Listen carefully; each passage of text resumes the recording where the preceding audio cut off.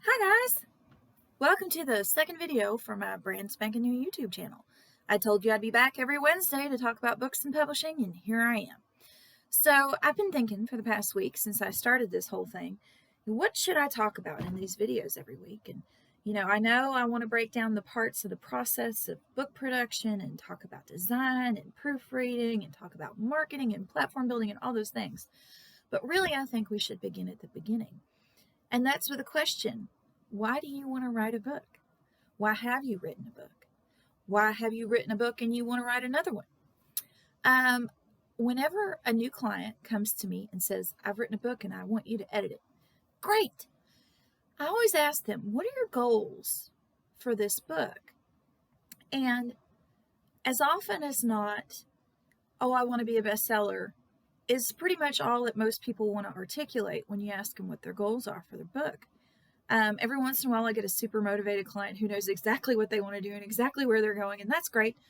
But most people, it's like, well, I've written this book, and now what?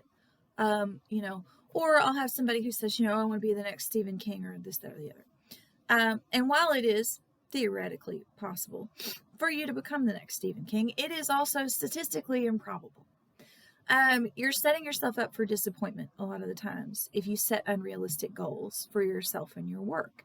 So I think that to begin our little series of videos here, we're going to talk about what are your goals for your writing. Do you want to self-publish? Do you want to traditionally publish? Do you envision a series of books? Do you want to try to sell film rights to your book? Do you just want something to leave for your family, a family history or a memoir or a biography of a family member who's important to you? There's many points on the scale of where you can be with what you want to do with a book. But I think that it's really important particularly before you hire someone like me who would edit your book, or before you hire somebody else who would market that book or print that book or anything, before you spend any money, basically, get really clear on what your goals for that book are. So I'm going to give you guys a little bit of homework. I know, I hear the groans, you're too busy.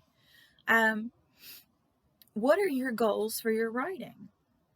And I feel like on my list of goals, no matter where I'm at in my career, it's always to learn more and improve, right? So I just, in furtherance of that goal, I signed up for a writing workshop this fall. I haven't sat in a writing workshop in a very long time. It was intimidating. And I had people say, oh, well, you've been writing and editing for 20 years, and what do you need to sit in a writing workshop for? Aren't you already a professional writer? I said, yes, I am. But as in any profession, we can continue our education. We can still learn more about our business.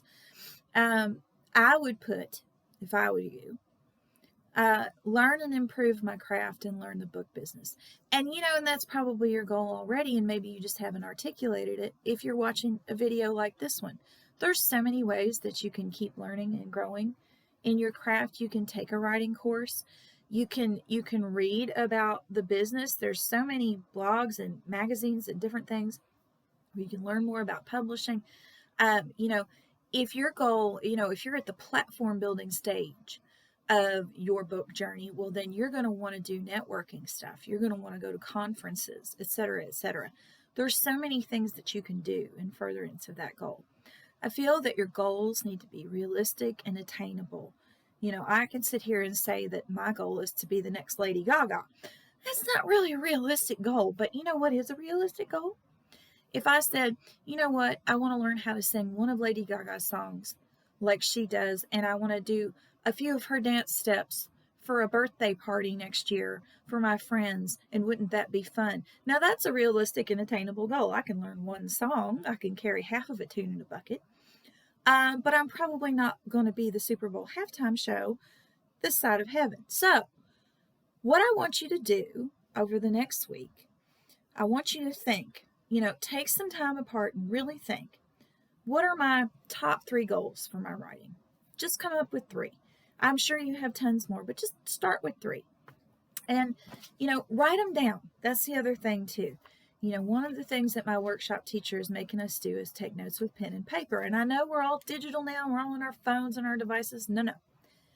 You need to take space apart for your writing, and you need to make it sacred, and it needs to be non-device time. And you need to make the space and the time for that. And that's something that maybe one of your goals, is I need to make 2 hours a week to write, or whatever it is. I need to make 10 minutes a day to write because I've gotten out of practice. Whatever it is, anything, if it's something you want to do with your work, it's a goal. I want you to write it down on a piece of paper. Once we say these things out loud, they become real. Once you've put it on a piece of paper and the universe has heard it, things start to happen. Write them down, write them someplace, and put them someplace where you're going to see them all the time. I have actually done this in my house. I have a little black chalkboard, and it has goals written at the top. And it's literally long range and short range goals. And I check in with that every single day. Am I meeting that goal? What am I doing? And is what I'm doing today putting me in furtherance of that goal, or is it putting me off to the side of it? You want to keep your eyes on your goals. So for the next week, I want you to do this. Take a piece of paper. If they're big piece of paper. If you've got a whiteboard in your office where you want to put it, anywhere where you're going to see it every single day. What are my top 3 goals? And make them realistic and make them attainable, because you don't want to set yourself up to fail. Life is hard enough. The world is challenging enough, as we all well know. Don't set yourself up to fail. If you haven't written more than a grocery list and you say you want to complete a manuscript by Christmas, that's probably not a reasonable goal. But if you've got half of a manuscript written and you say you want to complete that manuscript over this winter, so that going into spring you have something ready to send to an editor or some beta readers, that's a realistic goal.